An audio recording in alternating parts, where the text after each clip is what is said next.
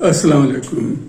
ہمارے ملک چلانے کی اہلیت کے بارے میں جو پروگرامز کر رہا ہوں یہ آج اس کا 5واں سیشن ہے. اس میں آپ کو بتلاؤں گا کہ امریکہ ہم کو کس طرح مائکرو مینیج کر رہا ہے، ہمارے یہاں باریاں لگوا رہا ہے اور کیوں لگوا رہا ہے. سب سے بڑی بات یہ ہے کہ کیوں لگوا رہا ہے امریکہ، آخر یہ سب کیوں کر رہا ہے یہ سب یہ کام. آپ دیکھیں ہماری حکومتیں، ادارے، پارلیمنٹ، عدلیہ، پولیس، یہ سب ادارے تو پورے ہیں ہمارے یہاں. ایک ملک فنکشنل ملک ہونے کے لیے جتنے ادارے چاہیے وہ سب ہیں ہمارے یہاں، لیکن وہ فنکشنل نہیں ہیں. یہ ادارے اپنے عوام کی جان و مال کو تحفظ نہیں دے سکتے. عدالتیں ہیں، انصاف نہیں دے سکتے. کیوں نہیں دے سکتے؟ وہ آپ دیکھیں لاقانونی ہے، بھیک ہے، غربت ہے، گندگی ہے، حکومت کی کارکردگی صفر ہے. کیا ظاہر ہوتا ہے اس سے؟ ظاہر یہی ہوتا ہے کہ ہمارا معاشرہ بالکل افریقہ کے ان وحشی قبائل کے لیول کا ہے. ہمارا ذہنی لیول انہی کے لیول تک کا ہے. ہماری جو انسان کی ذہنی ارتقاء کا جو لیول ہے وہ وہیں تک ہے. ہم اس سے آگے نہیں بڑھ پائے ہیں. تو اس وجہ سے مغربی ممالک نے مختلف طریقوں سے زور دے کر حکومت کرنے اور جمہوری اداروں کی سیمنٹ اور بلاکس کی عمارتیں تو بنوا دی. یہاں پر مختلف اربوں سے زور دے کر ادارے بھی بنوا دیے، جیسے حکومت، پارلیمنٹ، عدلیہ وغیرہ وغیرہ. لیکن ہم کو امریکہ نے بنوائی ہے، لیکن ہمارے لوگوں کو، ہماری حکومت کو، ہمارے حکمرانوں کو ان اداروں کے اصل مقاصد کا علم نہیں ہے. اور اس وجہ سے یہ ادارے کام نہیں کر رہے ہیں، کیونکہ امریکہ نے بنوائے ہیں، خود سے نہیں بنائے انہوں نے. اور یہ میں آگے بتلاؤں گا آپ کو. یہ جو ہمارا پارلیمنٹ ہے، عدلیہ ہے، حکومت ہے، ان اداروں کو اپنے مقاصد کا علم نہیں ہے. اس کی کیا وجہ ہے؟ اس لا علمی کی کیا وجہ ہے؟ اگر ہم تعلیم یافتہ ہیں، ہم تہذیب یافتہ ہیں، تو ہمارے دانشوروں کو، حکومت کو، پارلیمنٹ اور عدلیہ کو فکر ہونی چاہیے تھی. اس بات کا وضو کریں کہ بھئی یہ ملک کام کیوں نہیں کر رہا ہے، یہ ملک ڈس فنکشنل کیوں ہے، یہ ملک کولیپس کیوں ہو رہا ہے. سوچنا چاہیے تھا نا، نہیں سوچ رہے نا. اس لیے کہ جو ہمارا لیول ہے ہماری عقل و سمجھ کا، وہ اسی لیول پر ہے، افریقی قبائل کے لیول پر ہے. اور انہی کی طرح تہذیب یافتہ ممالک کے این جی اوز اور ورلڈ بینک وغیرہ ہم کو سکھا رہے ہیں. میں نے پچھلے جو ویڈیو ہے اس میں بتلایا تھا کہ ورلڈ بینک وغیرہ ہم کو سکھا رہے ہیں کہ بھئی یہ اسکول بناؤ، صفائی رکھو وغیرہ وغیرہ. تو کیا وجہ ہو سکتی ہے کہ وہ ہم کو سکھا رہے ہیں؟ وجہ یہ ہے کہ انگریز سے آزادی سے قبل اور ان سے 1000 سال پہلے بھی یا پہلے تک اس ملک پر یا اس خطے پر غیر ملکی حکمران ہم کو اور ہماری آبادیوں کو چلا رہے تھے. ہم پر غیر ملکی حکمران تھے، چاہے وہ انگریز ہوں یا مغل ہوں یا ان سے پہلے ترک ہوں. اور آزادی یعنی غیر ملکیوں کے جانے، انگریز کے جانے اور حکومت ہمارے ہاتھ میں آنے کے بعد ہم اپنے ذہنی لیول پر واپس جا رہے ہیں. وہ جو انگریز نے یا ترکوں نے مار مار کے ہمارے ذہنی لیول کو اونچا کیا تھا، ہم اپنے اسی لیول پر واپس آ رہے ہیں. حکومت ہم ختم کر رہے ہیں، آبادی ہم تباہ کر رہے ہیں. جو سسٹم انگریز چھوڑ کر گیا تھا یا ترک چھوڑ کر گئے تھے یا مغل چھوڑ کر گئے تھے، ختم کر رہے ہیں ہم ان کو. آپ دیکھیں جمہوریت میں الیکشن ہوتے ہیں، اس کے بعد تمام امیدواروں اور پارٹیوں کا الیکشن کے نتائج کو تسلیم کرنا ہے اور پاور نئی حکومت کو ٹرانسفر کرنا ہوتا ہے. اس پر بھی امریکہ کے اسٹیٹ ڈپارٹمنٹ کے کسی جونیئر اہلکار نے نظر رکھی ہوئی ہے. ابھی وہ دیکھ رہا ہے کہ امن سے پاور ٹرانسفر ہوتا ہے یا نہیں. ضروری سمجھے تو دخل دے گا وہ. آپ کو پتہ ہے یہ سب. تو میں جو پوائنٹس بتلا رہا ہوں، اگر آپ اس کی تھوڑی سی ان ڈیپتھ انالیسس کریں اور امریکہ جو کر رہا ہے اس کو ذرا پازیٹیو انداز میں دیکھیں یا اوور آل پکچر دیکھیں، ثبوت اور ایکشنز کی بنیاد پر دیکھیں، گیس ورک نہ کریں کہ امریکہ اور مغربی ممالک کیا کرنے کی کوشش کر رہے ہیں، تو ایک بالکل مختلف سیناریو نظر آتا ہے. آپ مجھے ڈیولز ایڈوکیٹ سمجھے چاہیں تو کچھ دیر کے لیے. تو آپ دیکھیں کہ ظاہر ہوتا ہے کہ افغانستان میں آنے کے بعد امریکہ کے لیڈران بلکہ پینٹاگون کے افسران کو احساس ہوا کہ جس طرح افغانستان ہر طرح سے بیکورڈ ملک ہے، پسماندہ ملک ہے، بالکل اسٹون ایج میں رہ رہے ہیں. وہ حکومت کا کنسیپٹ نہیں ہے وہاں پر، قبائلی ماحول ہے وہاں پر، جمہوری انداز میں ملک چلانے کا کوئی رواج نہیں ہے وہاں پر. اقتدار کے لیے آپس میں مار پیٹ چلتی رہتی ہے وہاں پر. اور پاکستان اور افغانستان میں کیونکہ ایک ہی کلچر ہے اور ایک ہی ویلیوز ہیں ہمارے لوگوں کی اور ان لوگوں کی، تو انہوں نے افغانستان اور پاکستان کو ایک گروپ میں رکھا جسے ایف پیک کا نام دیا گیا تھا. یاد ہوگا آپ کو ایف پیک، سمجھ میں نہیں آ رہا تھا، نہ کسی نے دیکھنے کی کوشش کی کہ یہ ایف پیک ہے کیا آخر. تو انہوں نے ایف پیک کا نام دے کر وہ ایک پورا پروگرام لے کر آئے اور افغانیوں کو انہوں نے جمہوری نظام میں لانے اور حکومت چلانے کی ٹریننگ دینے کا پلان بنایا. پاکستان کے لیے انہوں نے یہاں کی اپوزیشن کے لیڈران کو ایک پلیٹ فارم پر جمع کیا. ان سے کہا کہ بھئی یہ ختم کرو، آپس کی مار پیٹ، جھگڑے ختم کرو، مل کر جمہوریت چلاؤ.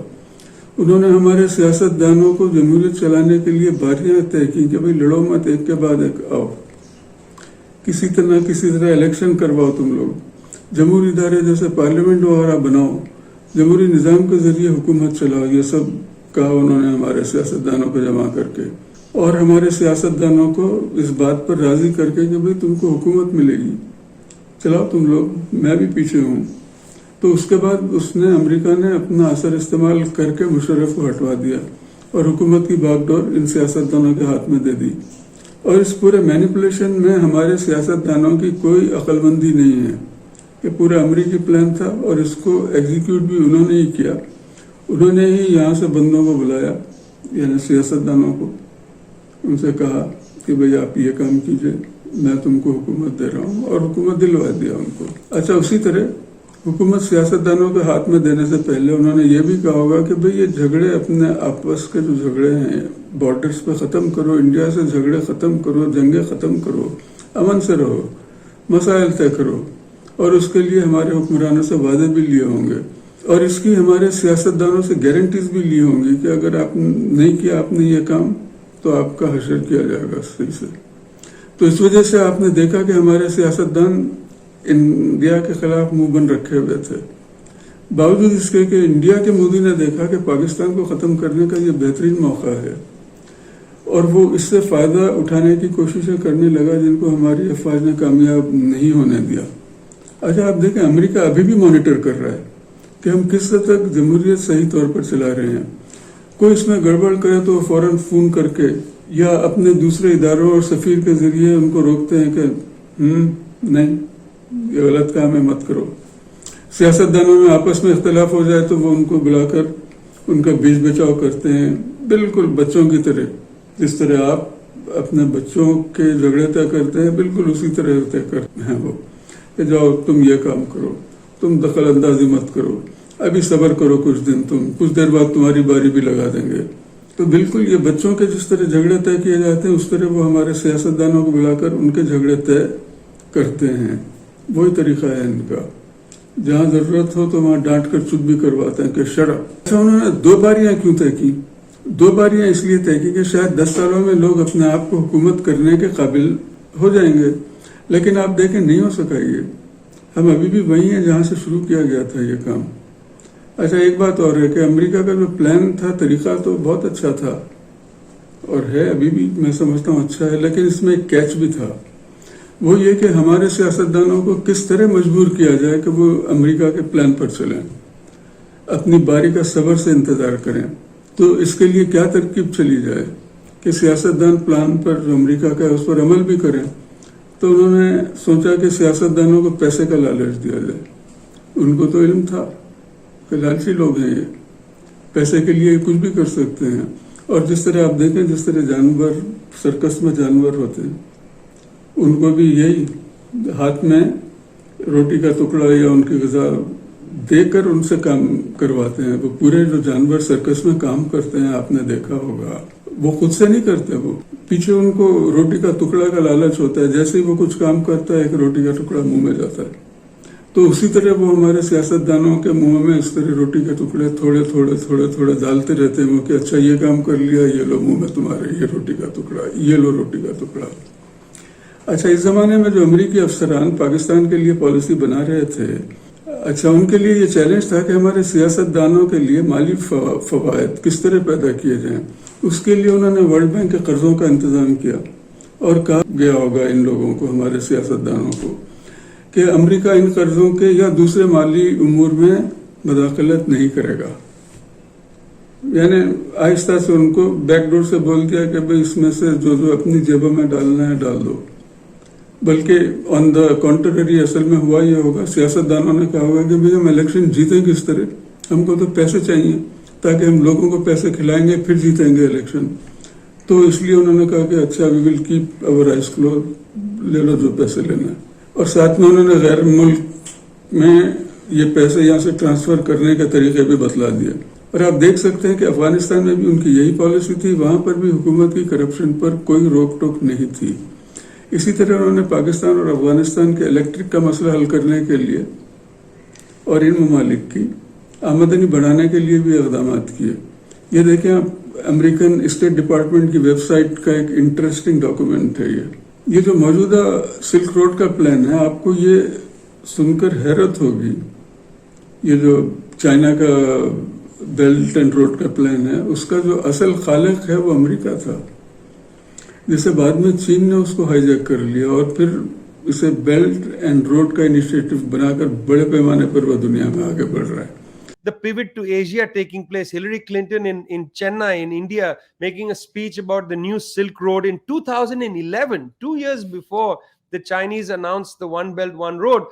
امریکہ نے 2011 میں اس کی داغ بیل ڈالی تھی تاکہ نہ صرف افغانستان بلکہ پاکستان کو سینٹرل ایشیا کی مملکتوں کے ساتھ ملا دیا جائے اور ان میں آپس میں تجارت بڑھائی جائے.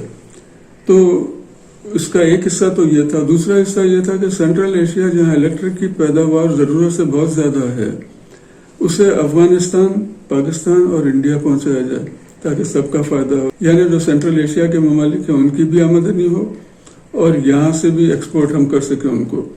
اس پلان کے تحت امریکہ نے جو پروجیکٹس مکمل کیے تھے ان کی تفصیل یہ ہے, آپ دیکھ سکتے ہیں.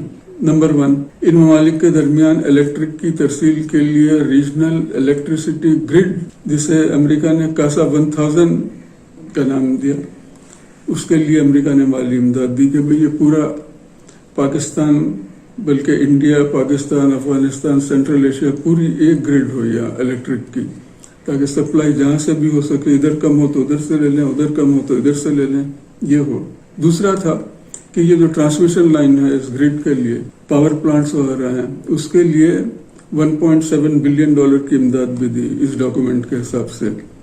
تیسرا, پاکستان میں 1000 میگا واٹ الیکٹرک کی سپلائی بھی انہوں نے شروع کروائی. اچھا, الیکٹرک گرڈ شاید ابھی تک مکمل نہیں ہوئی ہے جو کاسا 1000 ہے, اور عمران خان صاحب نے پچھلے دنوں امریکہ سے کاسا 1000 مکمل کرنے کی درخواست بھی کی, ابھی پچھلے میرے خیال میں 10-15 دن پہلے میں نے دیکھا ٹی وی پر.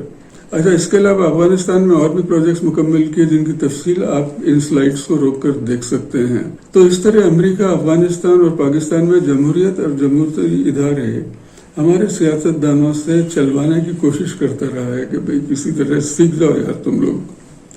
اچھا, کیونکہ ہمارے سیاست دانوں اور دوسرے اداروں کو پیسے مل رہے ہیں, امریکہ ہمارے سیاست دانوں اور سول سرونٹس اور دوسرے جو لوگ ہیں ان سب کے بچوں کو اسکالرشپ بھی دے رہا ہے کہ بھئی لو یہ اسکالرشپ وغیرہ لو, ریزیڈنس پرمٹ بھی لو ہمارے یہاں کا, مگر اپنی جمہوریت چلاتے رہو. تو اس وجہ سے جو پارلیمنٹ آپ دیکھ رہے ہیں پچھلے 10-12 جتنے بھی سال ہیں چل رہی ہے, وجہ اس کی یہ ہے. اس میں آپ یہ مت سمجھیے کہ ہمارے سیاست دان اتنے میچور ہو گئے ہیں یا ہمارا ملک اب اتنا میچور ہو گیا ہے کہ پارلیمنٹ ہمارے یہاں چل رہی ہے. کھڑی بھی ہے پارلیمنٹ, چل نہیں رہی ہے. ادارہ کھڑا ہوا ہے, لوگ بیٹھے ہوئے وہاں پر, اور باقی ادارے بھی چل رہے ہیں, عدلیہ بھی چل رہی ہے, لوگ بیٹھے ہوئے ہیں, کام نہیں ہو رہا ہے. حکومت ہے بیٹھی ہوئی, کام نہیں ہو رہا ہے. اچھا, امریکہ نے ہمارے پارلیمنٹیرینز کو امریکہ میں ٹریننگ کے لیے بھی لے جاتے رہے ہیں وہ, کہ یہ دیکھو یہ سینٹ اس طرح ہوتی ہے, یہ ہے کانگریس, یہ کمیٹیز, سینٹ میں کمیٹیز ہوتی ہیں, اسمبلی میں کمیٹیز ہوتی ہیں, کمیٹی کے ذریعے حکومت کی جاتی ہے, یہ ادارے اس طرح کام کرتے ہیں. بتلایا انہوں نے کہا کہ بیٹھو یہاں کچھ دن, ان کے کام کرنے کے دیکھو طریقے. امریکہ نے جو اپنے پارلیمنٹیرینز تھے, ایکسپیرینس پارلیمنٹیرینز تھے, ان کی اور ہمارے پارلیمنٹیرینز کی ملاقاتیں بھی کروائیں کہ یہ سسٹم کی تفصیل بتلاؤ ان لوگوں کو, ورکشاپس وغیرہ بھی کروائے. تو تو ادارے تو بن گئے، لیکن ادارے کس طرح کام کرتے ہیں کسی نے نہیں سیکھا. امریکہ اور یورپ کی حکومت کے خرچوں پر یہ گھوم گھام کر واپس آ گئے. تو اس وجہ سے ان اداروں کے کیا فرائض ہیں اس کا کسی کو نہیں پتا. دیکھ رہے ہیں آپ ان اداروں کی کارکردگی. ورنہ اب یہ جو جمہوریت چل رہی ہے، ہم کو کیا پتا جمہوریت کیا ہے، پارلیمنٹ کیا ہے. ادارے تو بن گئے اور یہ جب تک چلتے رہیں گے جب تک امریکہ ان کو چلاتا رہے گا، اس وقت تک یہ ادارے چلتے رہیں گے. اور یہ جو مالی امداد، جیسے ہی امریکہ اپنا کھینچ لے گا ہاتھ، سب گول ہو جائے گا. یہ آپ اسی طرح آپ دیکھیں پولیس کا ہے، پارلیمنٹ، عدلیہ اور کورٹس ہیں، آئین ہے، قانون ہے، سب یہ چیزیں کتابوں میں لکھی ہوئی ہیں. اور کیوں ہیں یہ سب مغربی ممالک کے زور دینے پر ہیں. افریقہ کے پسماندہ ممالک جن کے بارے میں نے پچھلے پروگرامز میں ذکر کیا ہے، امریکہ ہم کو بھی انہی کے ذہنی لیول پر سمجھتا ہے اور ہم کو امداد اور قرض وغیرہ دیتا ہے. کیوں دیتا ہے؟ اسی لیے دیتا ہے کہ بھئی یہ لو پیسے تم لوگ، اس طرح حکومت چلاؤ ورنہ پیسے بند، مزید برا حال ہوگا. ایک میں آپ کو اور مثال دوں، ہم کو یا ان افریقی ممالک کے لوگوں کو کیا پتا تھا کہ سیاسی جماعتیں کیا ہوتی ہیں؟ مغربی ممالک نے بتلایا کہ سیاسی جماعتیں بناؤ، ان کے ذریعے حکومت کرو. تو ہم لوگوں نے سیاسی جماعتیں بنا لی. بلکہ اگر آپ تھوڑا پیچھے جائیں تو آپ کو علم ہوگا کہ انڈیا میں کانگریس پارٹی کی بنیاد خود انگریزوں نے ڈالی تھی. اس طرح مسلم لیگ بھی انہی کے کہنے پر بنی ہوگی. لیکن کیونکہ عوام کو تو علم نہیں ہے کہ سیاسی جماعتیں کیا ہیں، ان کا مقصد کیا ہوتا ہے، یہ بڑے سیاستدانوں کی لمیٹڈ کمپنیز بن گئے. پرانے سرداروں کی جگہ ان جمہوریت کے سرداروں نے لے لی. تو بنیادی طور پر امریکہ ہاتھ پکڑ کر ان پسماندہ افریقی ممالک کے جو موجودہ دور سے قبل جنگلوں میں نیم بیرنا حالتوں میں رہتے تھے، جانوروں کا شکار کر کے پیٹ پالتے تھے، وہ مکانات نہیں تھے، آبادیاں نہیں تھیں، حکومتیں نہیں تھیں، تو امریکہ ان ممالک کا ہاتھ پکڑ کر ان کو موجودہ دور میں لا رہا ہے، ان کو سکھا رہا ہے. تو امریکہ نے ہم کو بھی انہی کی کیٹیگری میں رکھا ہوا ہے، کیونکہ امریکہ ہمارے لیڈران اور عوام کے ذہنی لیول کو بھی انہی کے برابر سمجھتا ہے. اور یہ صحیح بھی ہے نا. دیکھیں ہم نہیں چلا پا رہے نا ملک چلانا تو دور کی بات ہے، صفائیاں تک ہم نہیں کر سکتے، ٹریفک کا نظام ہم نہیں چلا سکتے، انصاف نہیں دے سکتے ہم. اچھا، اس میں دیکھیں امریکہ کی طرف سے بھی بہت زیادتیاں ہو رہی ہیں. میں ڈیولس ایڈوکیٹ تو تھا، لیکن میں امریکہ کا کوئی فیور والا نہیں ہوں.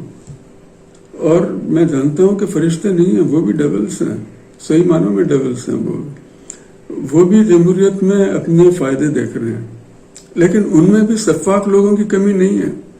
ان میں بھی چنگیز خان جیسے لوگ ہیں، جس کی وجہ سے یعنی امریکہ میں اور مغربی ممالک میں دو قسم کے لوگ ہیں. ایک وہ ہیں جو اچھے لوگ ہیں، اچھا کام کرنا چاہتے ہیں، پوری دنیا میں ڈیولپمنٹ کرنا چاہتے ہیں. ایک دوسرا گروپ ہے جو ان سب کو فیل کرنے کے در پہ ہے، وہ اپنے فائدہ دیکھ رہا ہے. تو یہ جو اچھے لیڈر ہیں ان کے پلانز فیل ہو جاتے ہیں. اب وہ ایک الگ سبجیکٹ ہے، میں انشاءاللہ آئندہ کبھی اس کو ڈسکس کروں گا.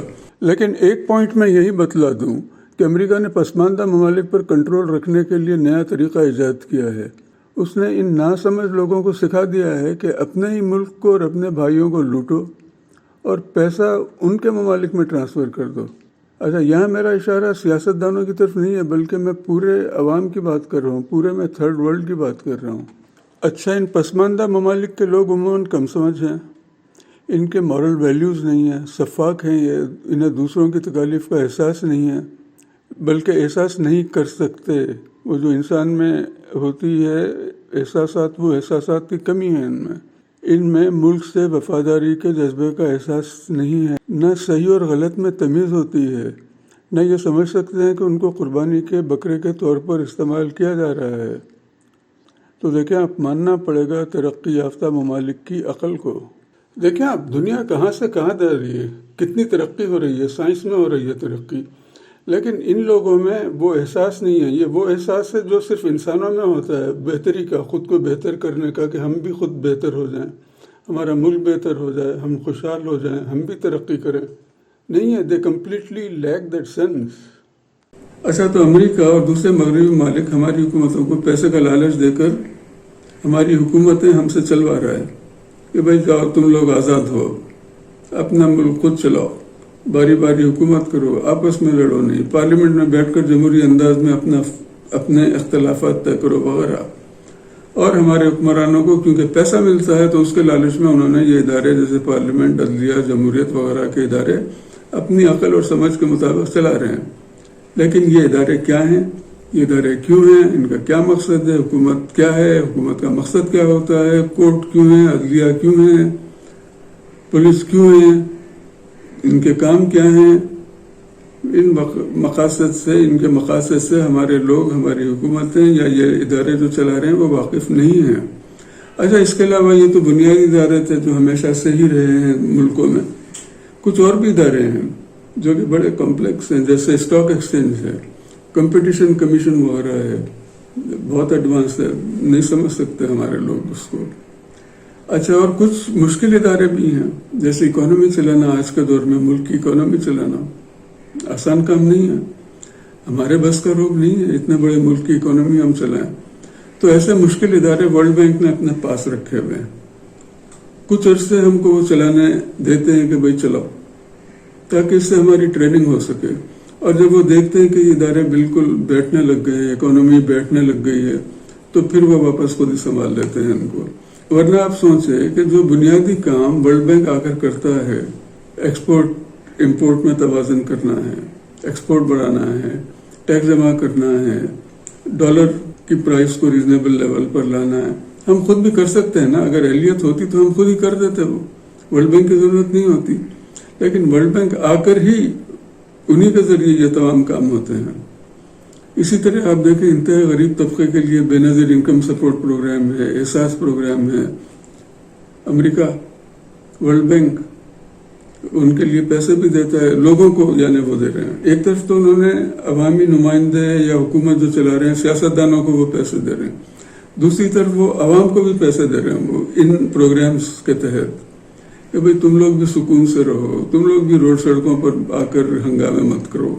اچھا، ان کو مینج کرنے کے لیے بھی امریکہ ٹیکنیکل اسکلز بھی فراہم کرتا ہے، پوائنٹ آؤٹ کرتا ہے کہ بھئی یہ بات ان لوگوں کو لو. تو ہمارے لیڈران ان پروگرامز کو بنا کر اور پیسے بانٹ کر، امریکہ سے جو پیسہ وصول ہو رہا ہے اس کو بانٹ کر کہتے ہیں کہ یہ دنیا کے بہترین پروگرامز بتلاتے ہیں وہ، اور عوام میں بیچتے ہیں ان کو، عوام میں پاپولیرٹی گین کرتے ہیں وہ.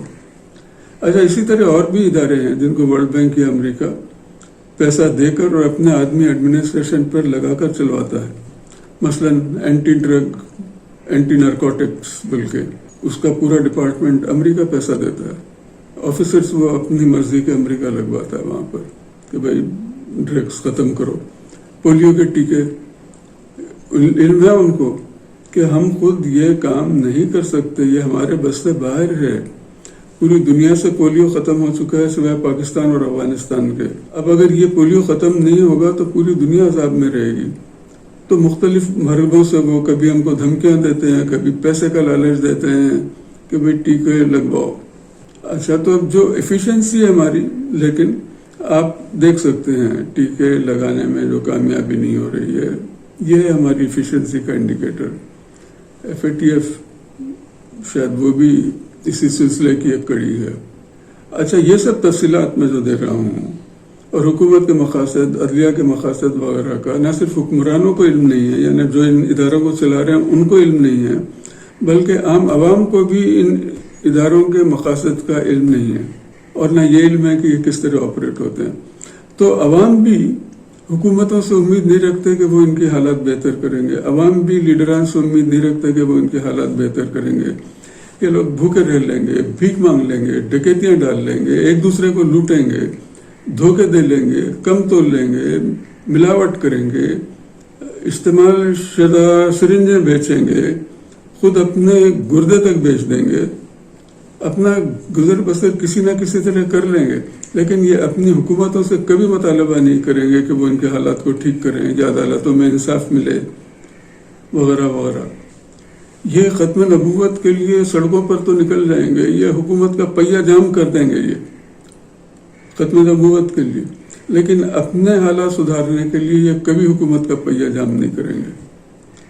تو اس وجہ سے آپ دیکھ رہے ہیں کہ کوئی ادارہ ملک میں کام نہیں کر رہا ہے. اب اس سیریز کی میں یعنی اس سیشن کی اب میں اینڈ پہ آ گیا ہوں، جس میں نے یہ بتلایا کہ امریکہ وغیرہ ہم چاہے اپنے آپ کو آئنسٹائن ہی کیوں نہ سمجھتے ہوں، مگر امریکہ وغیرہ ہم کو مائکرو مینج کر کے چلا رہا ہے کہ بھئی ان کو جو ان کی موجودہ حالت ہے جو نیم برہنہ افریقی قبیلوں کے برابر ہے، ان سے ان کو اوپر لے آیا جائے، ایلیویٹ کیا جائے۔